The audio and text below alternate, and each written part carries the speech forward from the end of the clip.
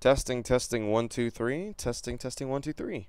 Hello, GamesMatter. This is Nelson here once again, and today I'm with Taylor. Oh dear Lord, how do I say Taylor Ash?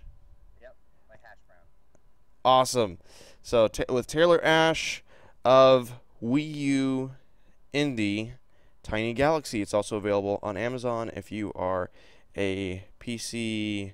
What do they call it? PC Overlord, PC Master Race. If you're part of the PC Master Race, it's on Amazon.com and still for the time being on itch.io. So grab it as quick as you can. It's on Wii U. It's on sale now. It's a game that looks really cool. I actually haven't played it yet. It's worth supporting. And today we're going to hear Taylor's story. So, hello, Taylor. How's it going? Doing pretty well. Oh, your mic wasn't on. Oh, Hello. okay. How are you? Let's pretend that didn't happen. I'm good. Can you hear me now? We can hear you now. All right, good. So I'm seeing that it has a very deep, in-depth story. Some guy stole my stuff. Yeah, it's pretty much it. I kind of went in just like making the game and the mechanics, and the story kind of came last. Probably not the best way to do things, but I wanted to make sure, that I could make something fun first before I came into, a massive story. Plus, I kind of like a lot of the old school games.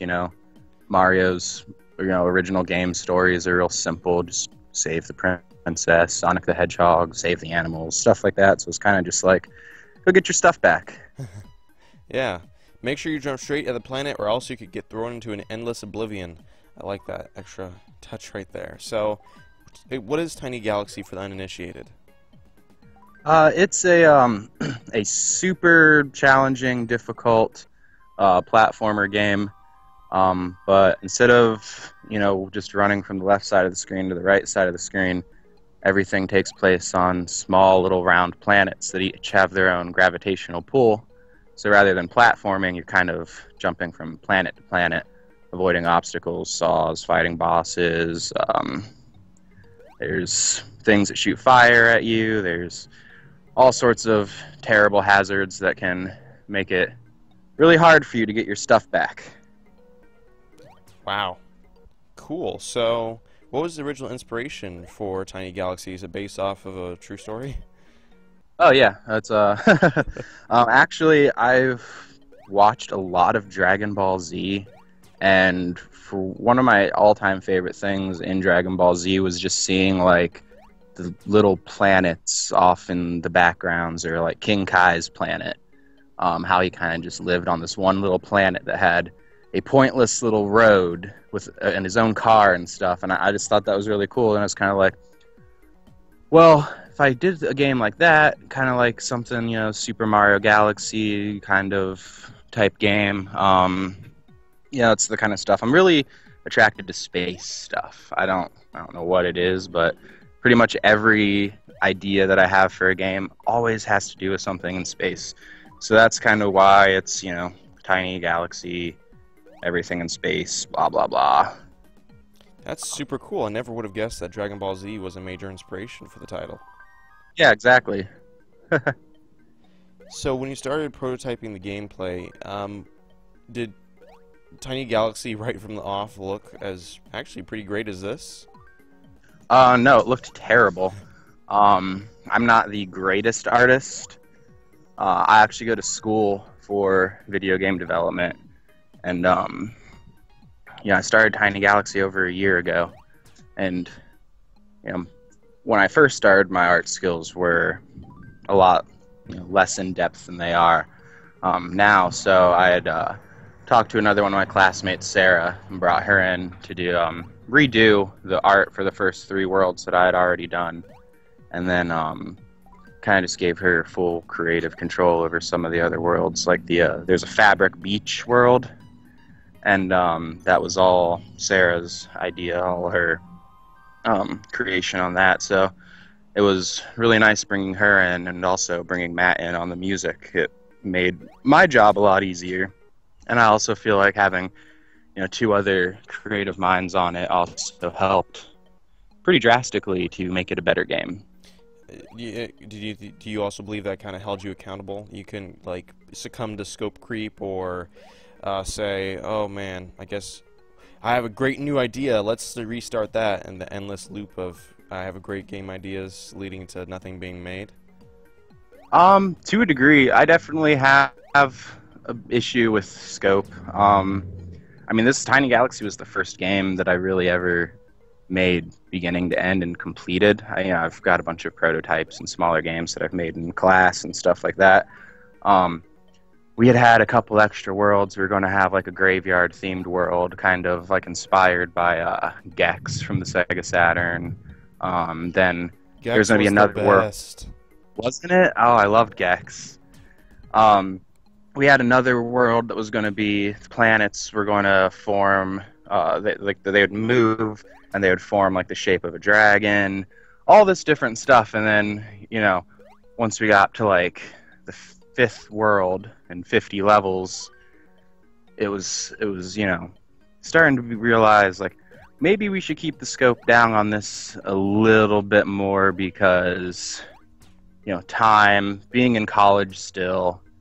Sarah was also in college with me at the time. She just recently graduated.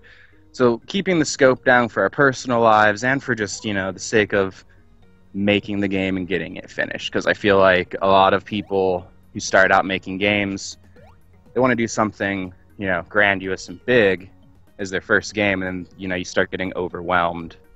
I was kind of trying to... the open world MMORPG. Exactly. I was trying to avoid a lot of like how Phil Fish, with Fez, he almost, created Fez entirely, then realized, well, my art got a lot better, so let me go redo it again, and then let me redo it again. And I kind of wanted to keep away from falling into that pitfall as well. So, 60 levels, I think, is probably as far as we could really go with this, or else it wouldn't have been out by now. Interesting. So, how did you decide upon the point at which, okay, it is a fully featured, good game that we can now release? It's ready. At what point could you tell for yourself that it was ready?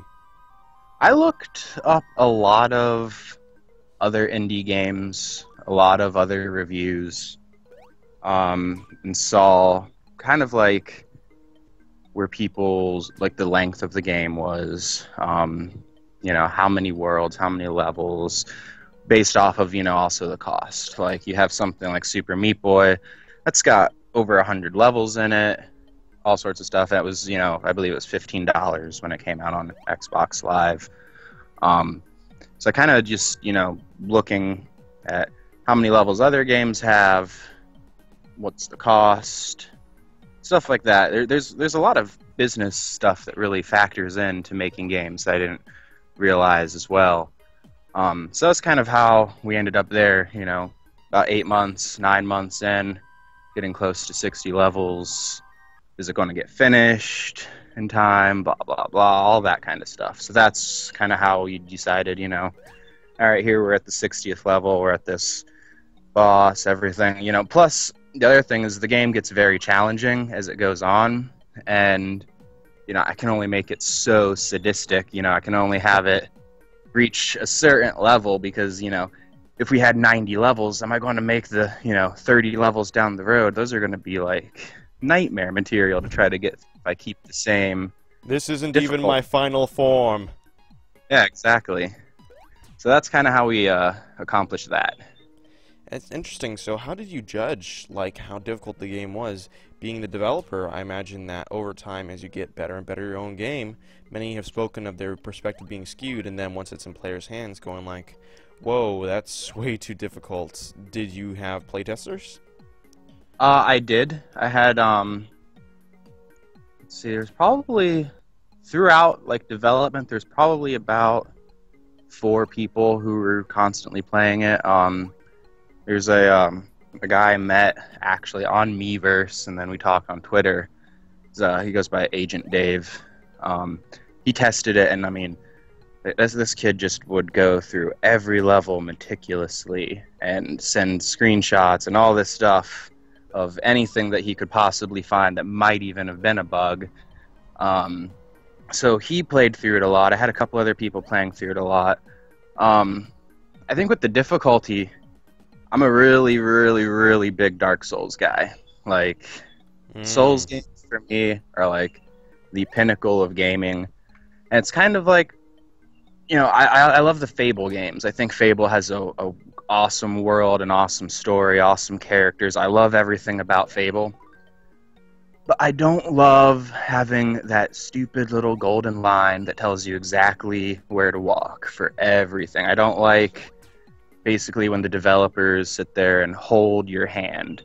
Almost Which was kind an of actual like, mechanic in the third one. exactly. And it's almost like we're not that stupid, guys. We can figure out the game. You can give us a little bit of challenge. And I feel like that's really why I gravitated so much towards Dark Souls, where you're just dropped in.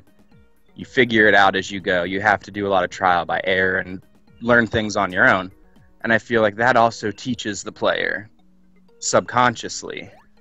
If you're at this, level and this thing keeps killing you, you eventually figure it out. And if you re-encounter, a modified version of this same thing, a world or two later, you're going to remember, okay, well, I've already fought this. I've already, bested something like this.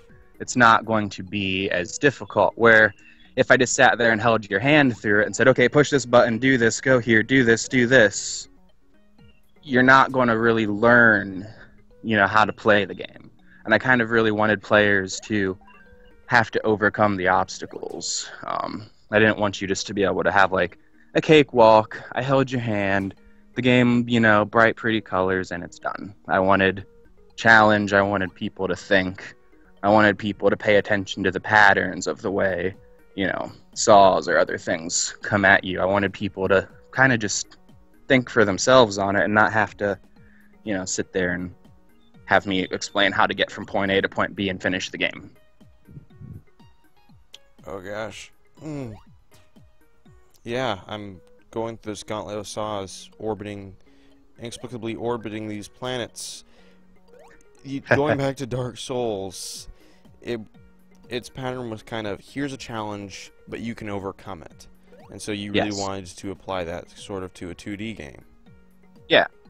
I mean, if you look at, like, the old NES and Super NES games, I'm wearing a Mega Man shirt right now from, the old 8-bit original Mega Man. I mean, that thing was so hard. Mega Man was like a nightmare even back then. But it still holds up today, and it's still so much fun because you had to figure things out. You had to just, go at it, figure out what attacks damage the bosses the best on your own. No one was sitting there telling you, use your flame weapons on Iceman. No, you just had to figure that stuff out. And I really kind of like a lot of stuff like that. Awesome. So, you want to treat your gamers with respect. Pretty much, yeah. I mean, I'm not going to sit there and, walk you through a game. I mean, if you're a gamer, you've played countless games. I mean, we've all played countless games. I can't tell you how many games I've played. And I'm sure the majority of gamers out there can't sit there and, list every game they've played off the top of their head. So if you're a gamer, you've played games, you can figure out games. You can figure out mechanics of games. I shouldn't, sit there and almost insult your intelligence and be like, okay, let's walk here, do this, pick up this, have a nice time. You know what I mean? It kind of just rubs me the wrong way a little bit. Yeah, so this level is brutish hellscape. Going back, okay, here's puffs of cloud, of air. I've never seen that before. Yeah, I'm seeing some new mechanics introduced. It's really cool. When you were developing Tiny Galaxy, how did you decide what game mechanics to implement and which didn't fit your vision of the game? I mean, you're already dealing with things like gravity, rotation. Right. So how did you decide how could you expand that formula really without destroying the simplicity of it? Back to Dark Souls, for me it was a lot of trial and error. I kind of approach making games the same way I approach playing games. I just start seeing what works. Cool, cool, interesting. So that was there any example? Can you give us an example of a mechanic that you specifically cut because it just didn't fit, or it was too hard or too confusing? So, with the way the gravity functions, you know, there's each planet has its own gravitational pull, um, and in between the planets, there's these invisible objects that when you jump and touch the invisible object, it kind of boosts you towards the next gravity plane a little bit. And I had originally planned on having characters like little, you know, like Mario's got like Goombas and the Koopa Troopas, stuff like that. I wanted to have some kind of enemies like that originally, but the way the gravity runs, it's off of calculus. It's all calculus. And to put it into perspective on how bad I am at math, last semester I almost didn't pass my intermediate remedial algebra class. Oh wow. So I had to basically, the first few months of making Tiny Galaxy, I had to figure out calculus and how to make it work and apply it to the character. And then with the, you know, since everything's on round planets and gravity, I couldn't have enemy characters, you know, walking off planets and falling, you know, just into the bottom of the screen and stuff like that. And it became almost, I don't want to say impossible, but it became very hard for me to get all of that math, teach it to myself, understand it, because every different character, you know, every different enemy, if there's different enemies moving across planets, they're each going to have their different like mathematic expressions and equations to move them and keep them calculated perfectly to the gravity based on where they're the size and where the characters are and all of that stuff. So it was almost something that I couldn't understand, being bad at math and just starting game development. Whereas, you know, today I could probably, you know, make my way through it in a couple of months and not be too frustrated. But back when I first started, it was almost impossible for me to figure out all of the math. I was able to get, you know, the character playing, you know, Orion jumping, running across the planets and stuff, but getting a bunch of other characters doing the same thing was, for me at the time, almost impossible. So that's something I would have liked to have done, but it was just, you know, a lot can change in a year. You know, a lot of, you know, you get new knowledge, you learn new things, and, you know, if I were to make Tiny Galaxy today as opposed to last year starting it, I think the game would have turned out a lot different, and there probably would have been a lot more stuff, and it probably would have been a little bit of a better game. But I'm really happy with it because still it was the very first game that I ever made and released, and it's on a Nintendo platform, so I can't complain too much. What is it like being a Nintendo indie and did you make it specifically for the Wii U from the beginning? Oh, and before that, I'm sorry, were you ever afraid that people would get dizzy playing Tiny Galaxy?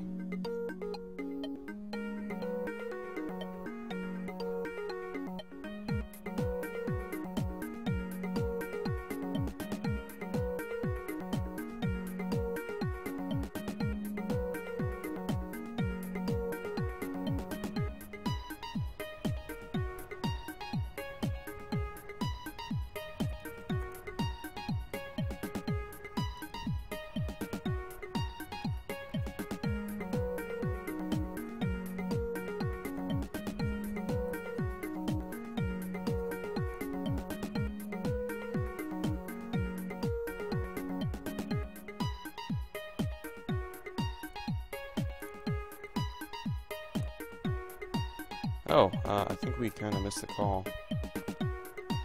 Here we go.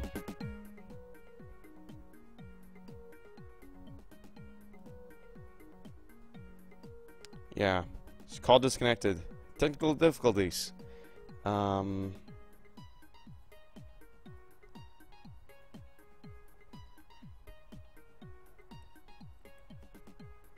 guess I'll continue playing the game.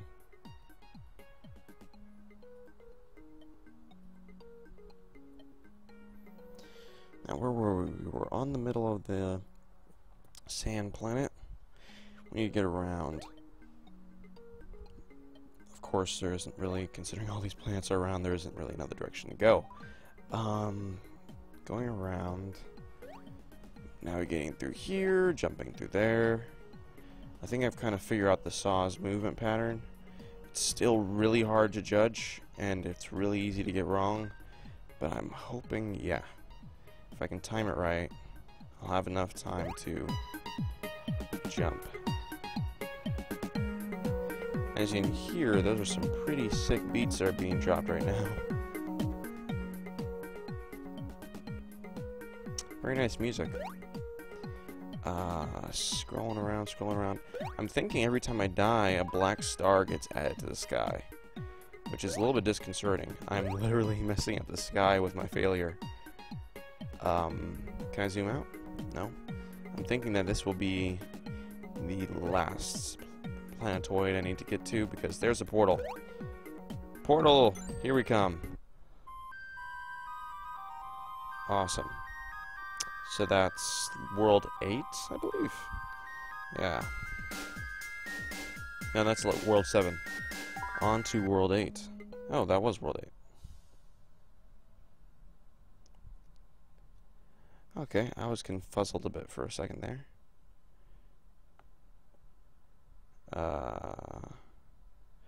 Tiny Galaxy.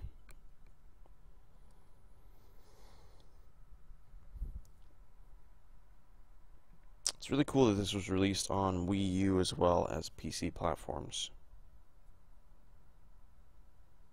Or PC storefronts, I should say.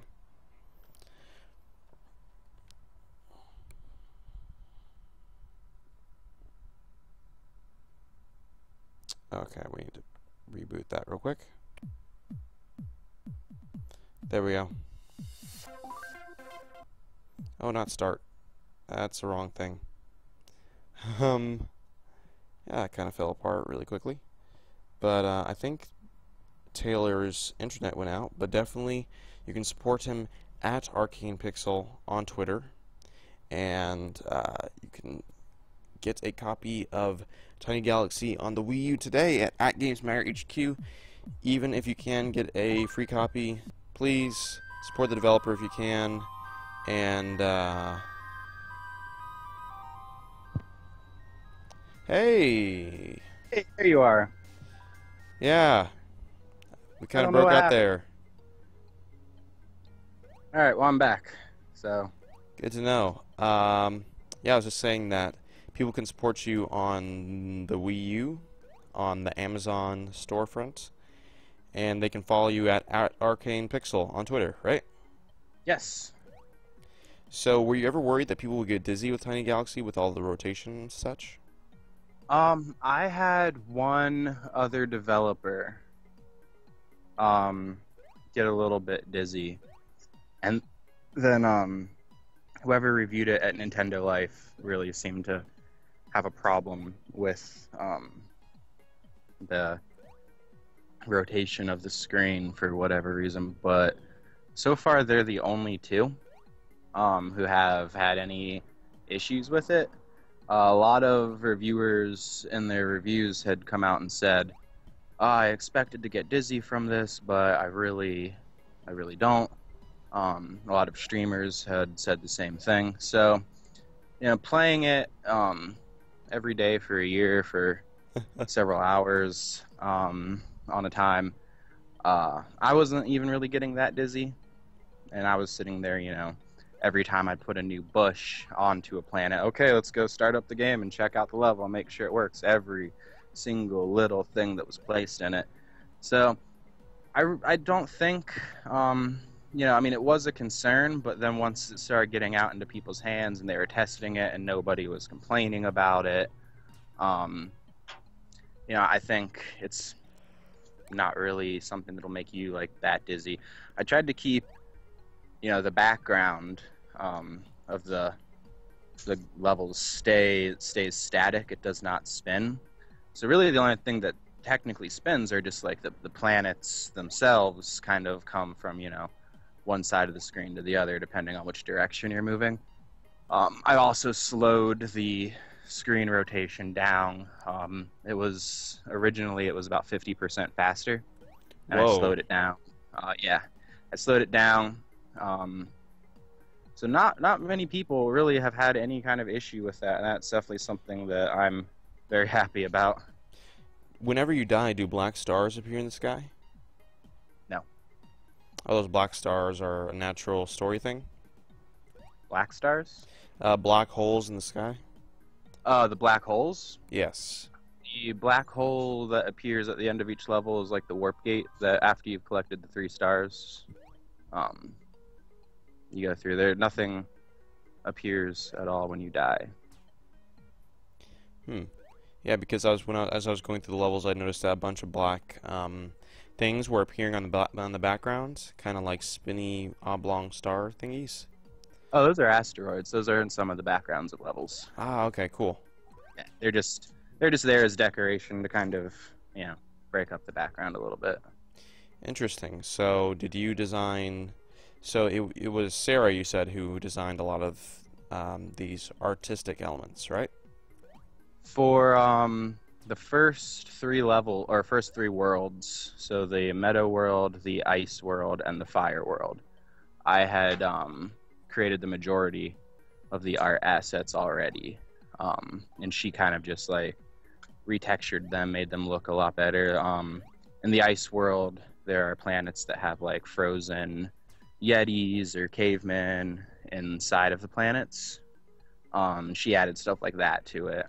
My art was a lot more basic, but then once it got to like the fabric level, or the fabric beach world, the metal world, a lot of stuff like that, I told her just, let's see, you know, what you come up with for these, and if it looks good and if it fits, you know, we'll go ahead and use it. And sure enough, the stuff she'd come up with fit the game perfect, and it was stuff that I never even thought about doing, such as a whole area made of like fabric that was themed off of like a beach, stuff like that. So there's a lot of collaboration between the two of us. Pretty much any piece of art she works on, she sends to me, we discuss it, she goes back and makes changes, we discuss it, so on and so forth. So that's kind of how the two So of us overall, operate. it was a positive experience working as a team for you. Definitely, definitely. So, what is the best piece of feedback you received during development that was like, this really helped improve the game? Oh man, I think a lot like in the beginning, everything kind of just looked a lot more flat, and that was kind of when I started, you know, looking into talking to getting an artist involved and stuff to see, you know, what could make it look better. Is the way Sarah does a lot of her art is she uses something called Paint Tool Sai, and she has a Cintiq. So basically, she hand draws it, as opposed to where I was doing stuff in Adobe Illustrator. Ah. So I would make like a planet in Illustrator, say like the ice planets that I was talking about, for example.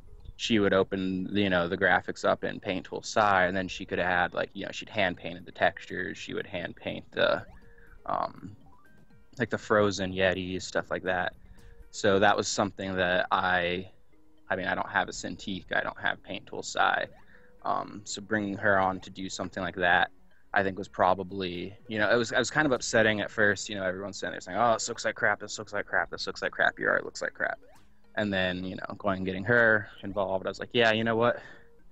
My art did kind of look like crap looking back on it." So I think that was probably one of the better things that, you know, came out of, you know, showing it off earlier to people and stuff like that. So, have you been pleased with the reception of Tiny Galaxy? Yeah, for the most part, I mean, it seems like the average review for it has been between, you know, 3 out of 5, 4 out of 5 at some places, stuff like that. I was never expecting like perfect reviews. I mean, a few people hit it really hard, but it seemed like they went in with a mindset already of I'm not going to like this, so I'm just going to go in, you know, already negative, not really open-minded. I mean, that kind of bums me out a little bit just for the sake of, you know, I hope you would have understood it. I hope you would have, you know, got it. Yeah. But, you know, at the end of the day, a lot of times, indie games, I made the game for me. I mean, it's something that, yeah, it's a product. It's something that other people are going to buy and play for them as well. But I made it as something for myself. It was, very close to home. It was, the game that I wanted to make. And I feel like as an indie developer, that's something that, you can't do if you go at like Ubisoft or EA. And I feel like I like that freedom a lot. I like being able to like communicate my own ideas. I mean, not everybody's going to get it. Not everybody's going to enjoy it. But that's not really what it's about. Yeah. So overall, it was a positive experience, and you're still making games, right? Definitely. We have 2 games that are currently in development. And then I'm not sure if you ever saw any of it, but we're also looking at trying to get the rights for Primal Rage. And we'd like to do a full 3D reboot of Primal Rage with everything Sweet. from the second game. Yeah, we want to get everything from the second game and then add our own new characters, worlds, and stuff as well, and have a completely new, modern Primal Rage. So we've got a lot of projects that we're working on. And I mean, Tiny Galaxy was really kind of like that jumping off point for us. It was a stepping stone to bigger things, and you're proud of what you made. Definitely. So, in the end, like, yeah, what are your do you have any final thoughts or feelings or stories you'd like to share about Tiny Galaxy? Looking back on it, I think there are things that I would have liked to have done better, such as the level select. The level select was probably the biggest complaint people had.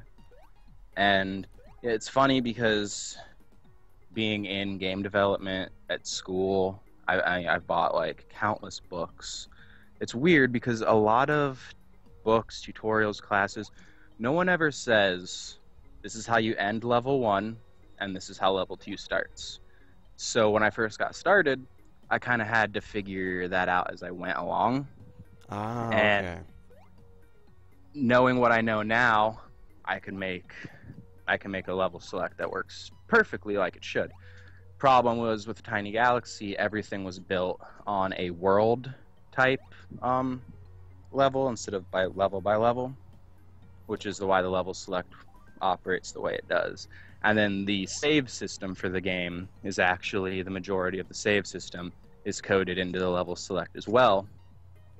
And knowing what I know now, it could have been done a lot better. That's the only thing I'm really disappointed in. I was looking into, doing a patch to fix it. The only problem is because starting making games, not knowing what I know now, not knowing what I was doing back then, to fix the level select, I would have to rebuild the game from the ground up. Wow. And that can take, another 6 to 8 months of just working on one patch for one screen. So at this point, it was kind of like, is it worth it to spend another 6 months not getting paid, not working, not doing something else to fix the level select, or would it be more beneficial to take, what we learned, the learning experiences, see where I messed up, and then fix it moving forward? And I think that's kind of the choice that we've made. Awesome, awesome. I finally beat that freaking level. Eat that, Gravity. So, was your experience working with Nintendo and being a Nintendo indie a positive one? It has easily been the best experience. Nintendo, everybody who works there who I've interacted with has just been great. There was one small little hiccup in the way, where some stuff kind of happened on their end. I can't really get into it. Yeah. But, I mean, they took every step to make it right. I mean, they went above and beyond to fix it, apologize, and make everything better. So, I mean, people like to sit there and say Nintendo's behind, blah, blah, blah, but they're great people and they really know how to treat their developers right. And as a fan of Nintendo, it must be surreal seeing yourself on a console. Yeah, that is really really weird. I remember like when the eShop page went up, and it was just like, whoa, people are actually able to go on the eShop and see like something that I made on a Nintendo platform. And I mean, I don't have an office or anything. I mean, I just do this out of my bedroom, you know. Matt lives in another state. We communicate over, you know, email, Twitter, stuff like that. You know, Sarah and I go to school together, but we don't see each other that often, so we communicate the same way. And I mean, it's just kind of surreal to, you know, think that's what we did, and like Nintendo put it up on their eShop. Wow. That's pretty rewarding, I think. So you're excited for the future, and at least thus far, Tiny Galaxy, was it specifically made for Wii U? Yes. So Tiny Galaxy, you're happy with Tiny Galaxy, you're continuing to make games, and you're looking forward to bigger and better things. Definitely. We're definitely probably we're moving more into the 3D design, 3D world, using Unity, and a lot of 3D stuff. We're working on a third-person shooter called The Lost Toys, kind of the play on of the movie The Lost Boys. And it kind of has a I don't know if you've ever seen the movie Small Soldiers from like the late 90s, early 2000s. I don't think I did. It's basically, yeah, that was a kid, that was one of my favorite movies. And yeah, I took some cues from that, and in The Lost Toys, it's a real tongue-in-cheek kind of dark humor shooter thing that has toys. And the story is you know, Mattel toys in America and around the world. Yeah. We have Mattel toys, and they created the first smart toys. And they were like a global phenomenon. People bought them, millions were shipped, and they started turning up violent. So then the company decides, you know, they have to close their doors. They're losing all their money. They're basically just bleeding money every second that they stay open. So in a last-ditch effort, they create a small little band of toys that they send out to completely eradicate these smart toys that they unleashed upon the world that have been messing everything up, becoming violent. So you'll get to pick between different characters. One of them's this blue jackrabbit, and he wields a chainsaw, stuff like that. So it's kind of ridiculous and funny, but at the same time, it's going to be a real fun, like third-person horde-based type shooter game. And we're looking on releasing that on Xbox One, PC, and Wii U. Oh, sweet. Yeah, you have Yes. bright things ahead. That is at Arcane Pixel. This is Taylor of Tiny Galaxy. It's a good game. It's available on the Wii U and the PC. Get it if you can, or get it free from GamesMatter today. Only, it's a dev and a game worth supporting. I want to thank you so much, man, for coming on. You were absolutely great, and the game is great. Thanks, I appreciate it a lot. Thank you very much. This has been Nelson and Taylor. We will see you later.